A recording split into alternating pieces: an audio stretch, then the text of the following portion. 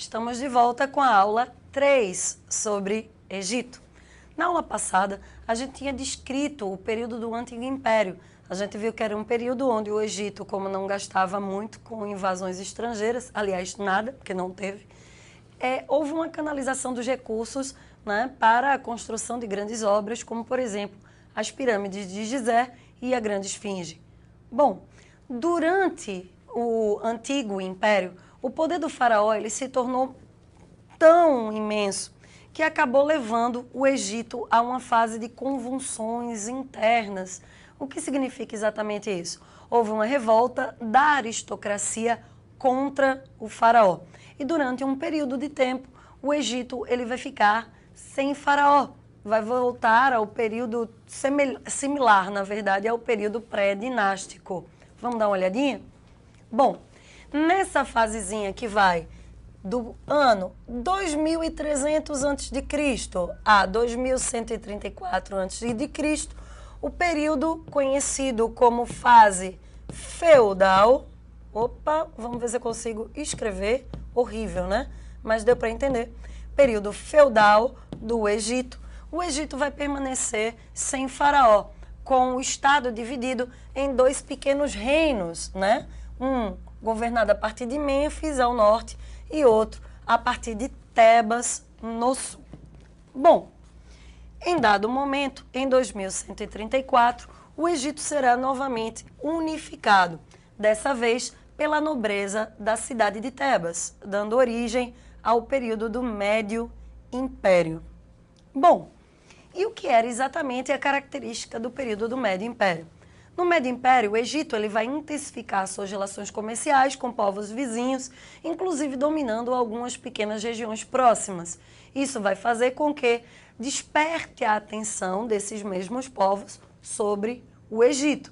E lembrem da grande desvantagem, os egípcios ainda não tinham um exército organizado. Resultado, o Egito vai sofrer algumas chegadas, invasões de estrangeiros, certo? Dois desses povos que a gente pode elencar, que chegaram no Egito durante o período do Médio Império, são os hebreus e os hicsos. Os hebreus, eles eram povos pastores que vinham da região da Palestina e que acabaram chegando no Egito durante um período de uma grande seca. O Egito estava dominado pelos hicsos. Os hicsos eram povos bárbaros, guerreiros, não conheciam ainda o Estado, a escrita, eram nômades. Mas espera aí, como é que um povo com essas ausências de qualidades administrativas conseguiu dominar o Egito? Simples, os hicsos eram muito bons na guerra, eles viviam disso. Então eles dominavam, por exemplo, a técnica de fabricação de armas de ferro, certo? Contra as espadinhas dos egípcios, coitados. Além disso, eles, como vinham da região asiática, trouxeram os cavalos. Imagine na sua mente a seguinte cena: um egípcio montado em um camelo. Você já viu um camelo correndo? Ele só corre por um período muito pequenininho, não consegue uma galopada grande. E é um negócio muito desorganizado. O cara que vinha em cima, ele parecia um participante de um Harlem Shake, né? Já os hicsos, eles vinham a cavalo, velocidade, resistência no ataque. Resultado, os hicsos permaneceram dominando o Egito, inclusive como faraós, durante 170 anos. Mas não subestime a capacidade dos egípcios de se organizarem e, obviamente, né, conseguirem dominar toda aquela técnica de guerra que os hicsos possuíam. Resultado disso, durante um novo império, os egípcios novamente vão recuperar a sua autonomia administrativa. Vamos de novo para o quadro? Bom, durante esse período do novo império, que vai de 1580 a 1070 a.C., o faraó Amoses vai expulsar os hicsos. Só que dessa expulsão, os egípcios herdaram duas coisas. Primeiro, o militarismo, ou seja, a organização militar.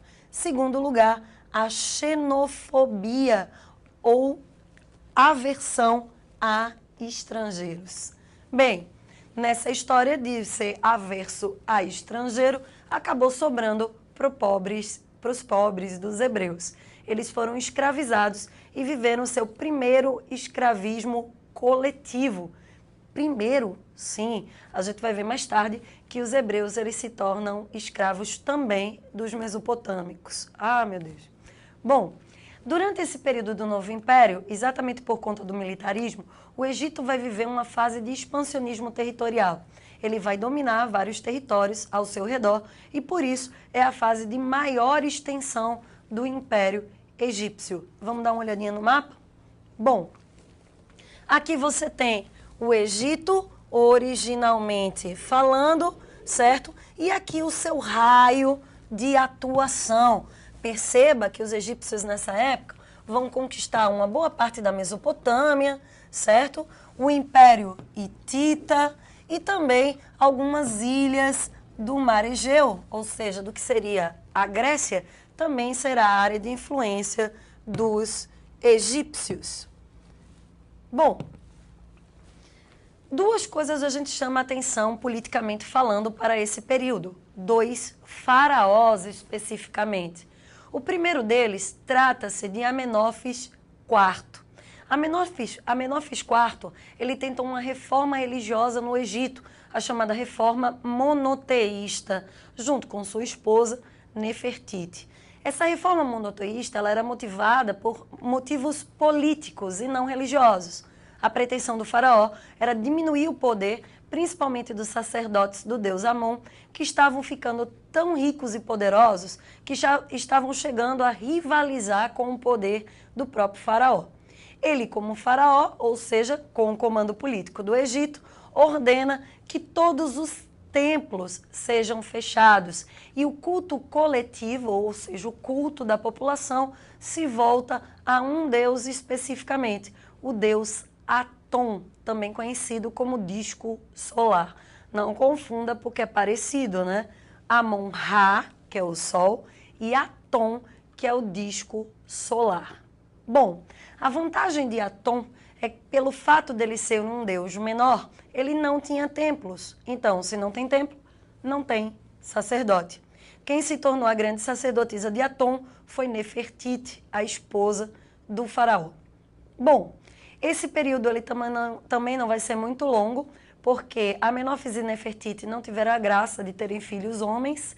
Quem vai acabar assumindo o controle com o apoio dos sacerdotes, que queriam voltar, obviamente, a ter influência sobre o Egito, é o sobrinho de Amenófis, conhecido como Tutankhamon.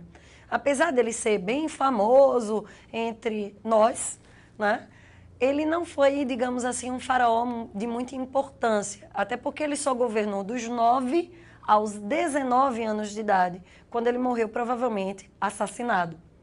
O fato dele ter assumido o trono tão cedo, com apenas 9 anos de idade, facilitou a sua manipulação por parte dos sacerdotes e o politeísmo, então, foi reestabelecido no Egito, ok? Outro faraó importante, que é esse, no caso, que a gente vai trazer aqui, a própria pessoa, é Ramsés II.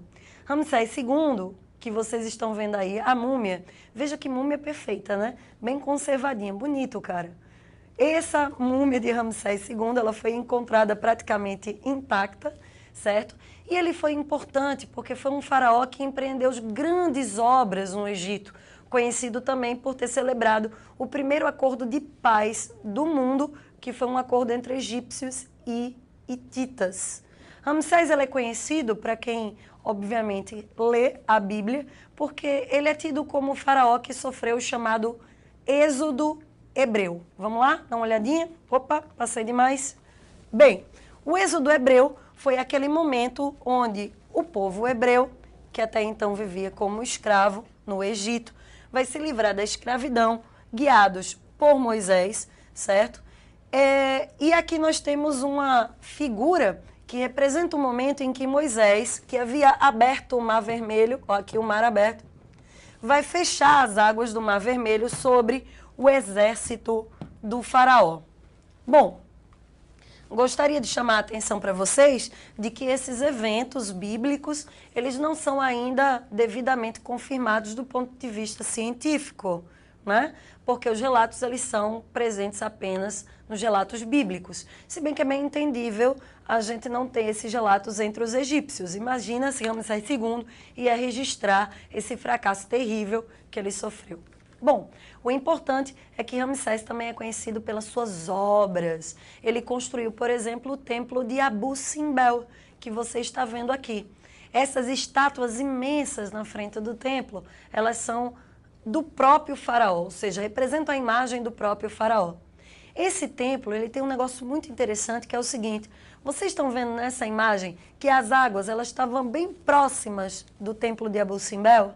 Pois é, o templo de Abu Simbel ele estava prestes, digamos assim, a ser inundado por uma inundação do próprio Rio Nilo. Resultado, arqueólogos resolveram fazer um trabalho muito minucioso de cortar as pedras do templo, removê-lo por um local um pouco mais alto, na mesma região. Vê que maluco! Cada pedra foi numerada atrás, uma espécie de quebra-cabeça que depois foi remontado pelos arqueólogos. Essa expedição durou muitos anos, né? Aqui você tem uma imagem de como teria sido essa reconstrução. Vamos dar uma olhadinha, né? Aqui você tem o templo, você percebe que ele foi esculpido na própria rocha, que já facilitava. E aqui você tem os arqueólogos fazendo a remontagem do templo de Abu Simbel. Meu Deus, que trabalho! Mas vale a pena, afinal de contas, é um patrimônio não só do Egito, mas é um patrimônio da humanidade, né? Bom, nós vamos agora começar a tratar de um assunto muito interessante, que é a cultura egípcia. E a gente não tem como falar de cultura egípcia sem se referir à religião egípcia, né? A religião egípcia ela tinha algumas características. Ela era politeísta, como a maioria dos povos da antiguidade, com exceção de hebreus, que desenvolveram o monoteísmo, e persas, que eram dualistas, mas ela tinha uma característica importante, que não está presente em todos os povos. Os egípcios acreditavam na imortalidade da alma e muito mais grave do que isso, na possibilidade de uma vida pós-morte. É daí que vem a prática da mumificação. Mas vamos entender direitinho isso aqui no quadro? Vejam, aqui você tem a figura do deus Anubis, que é esse deus com cabeça de chacal. Perceba que os egípcios representavam seus deuses como antroposomórficos, ou seja, forma humana e forma animal. O deus Anubis, ele é o deus da mumificação, mas não confundam, para os egípcios, morte não é castigo, certo? Por isso que o deus Anubis não é deus do mal. Bom, os egípcios acreditavam que a alma era imortal. E mais importante do que isso, que o corpo estava eternamente ligado à alma. Ou seja, é como se a alma e o corpo tivessem um fio invisível que não os separasse, mesmo após a morte. Bom, exatamente por conta disso, os egípcios desenvolveram o processo de mumificação. Claro, para que o indivíduo, ele pudesse voltar à vida, era necessário que o seu corpo ficasse íntegro. Esse processo de mumificação, ele na verdade foi sendo desenvolvido. E no final, os egípcios tinham 3 tipos de mumificação ou embalsamamento. O mais simples era reservado, por exemplo, a animais, porque os egípcios acreditavam que alguns animais eram sagrados, ou seja, tinham algumas capacidades psíquicas ou superpoderes. Esses animais, eles eram mumificados e colocados em pequenos sarcófagozinhos. Devia ser um mimo, a coisa mais fofa do mundo. Já pensou um gatinho embalsamado, lindinho.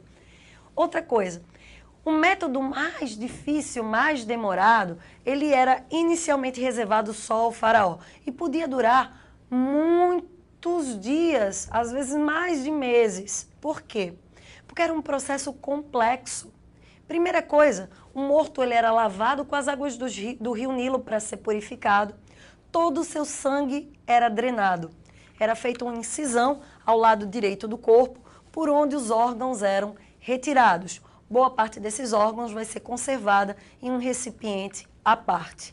Os olhos eram retirados e o cérebro também, através do nariz, certo? O cérebro era sugado, retirado. Por quê? Para os egípcios, o centro da inteligência não era o cérebro, e sim o coração. O coração, esse sim, era preservado, ok? O corpo, então, ele era imerso numa espécie de sal, porque o sal absorve a umidade e onde não há água, não há bactéria e, portanto, não há decomposição.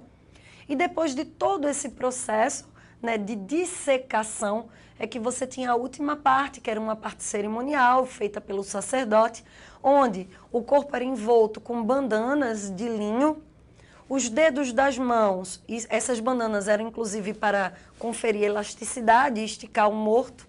Os dedos das mãos e dos pés ganhavam dedais de ouro e na face vinha uma máscara mortuária, geralmente também de ouro, onde você tinha a reprodução do rosto do faraó. Mais tarde, esse processo de mumificação, principalmente no Novo Império, ele vai ser acessível a todo mundo que tiver grana, certo? Ou seja, nobres, quem pudesse pagar, sacerdotes militares, também tinham acesso ao processo de mumificação, ok?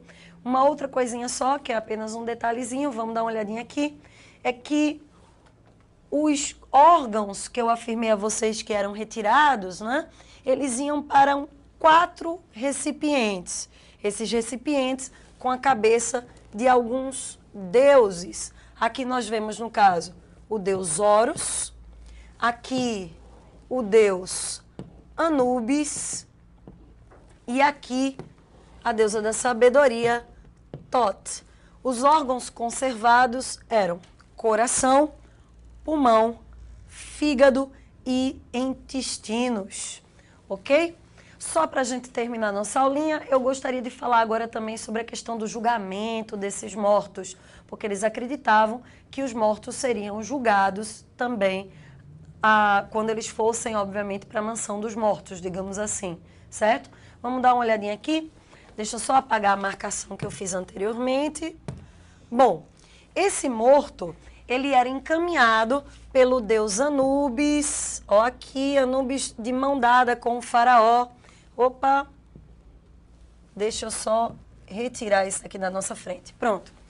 Anubis encaminhava a alma do morto e o morto passava pela primeira prova no tribunal de Osíris. Aqui nós temos o coração do morto e uma pena. O coração, ele tinha que ser mais leve do que uma pena, ou seja, demonstrar ter menos arrependimentos, menos pecados.